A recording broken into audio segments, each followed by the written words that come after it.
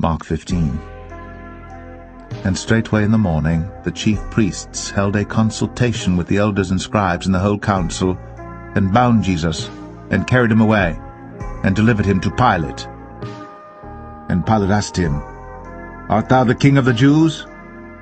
And he answering said unto him, Thou sayest it. And the chief priests accused him of many things, but he answered nothing. And Pilate asked him again, saying, Answerest thou nothing? Behold, how many things they witness against thee.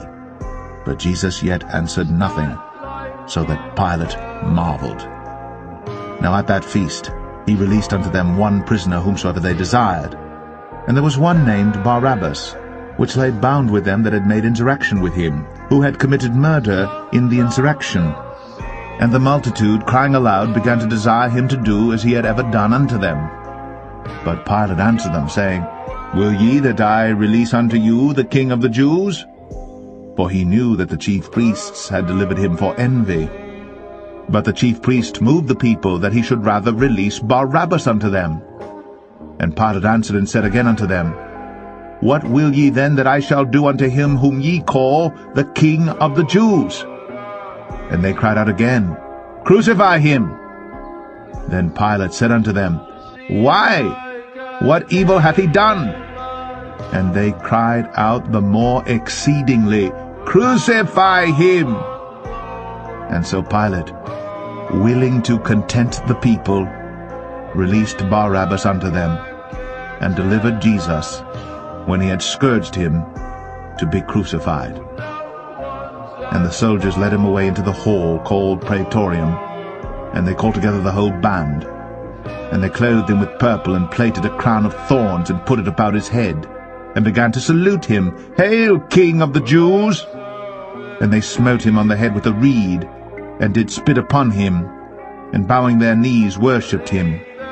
And when they had mocked him, they took off the purple from him, and put his own clothes on him, and led him out to crucify him. And they compelled one Simon, a Cyrenian, who passed by, coming out of the country, the father of Alexander and Rufus, to bear his cross. And they bring him unto the place Golgotha, which is, being interpreted, the place of a skull. And they gave him to drink wine mingled with myrrh, but he received it not. And when they had crucified him, they parted his garments, casting lots upon them, what every man should take. And it was the third hour, and they crucified him. And the superscription of his accusation was written over, The King of the Jews. And with him they crucified two thieves, the one on his right hand, and the other on his left. And the scripture was fulfilled which saith, And he was numbered with the transgressors. And they that passed by railed on him, wagging their heads, and saying, Ah, thou that destroyest the temple, and buildest it in 3 days, save thyself, and come down from the cross. Likewise also the chief priests, mocking, said among themselves with the scribes, He saved others, himself he cannot save. Let Christ the King of Israel descend now from the cross, that we may see and believe. And they that were crucified with him reviled him. And when the 6th hour was come, there was darkness over the whole land until the 9th hour. And at the 9th hour Jesus cried with a loud voice, saying, Eloi, Eloi, lama sabachthani, which is, being interpreted, My God, why hast thou forsaken me? And some of them that stood by when they heard it said, Behold, he calleth Elias.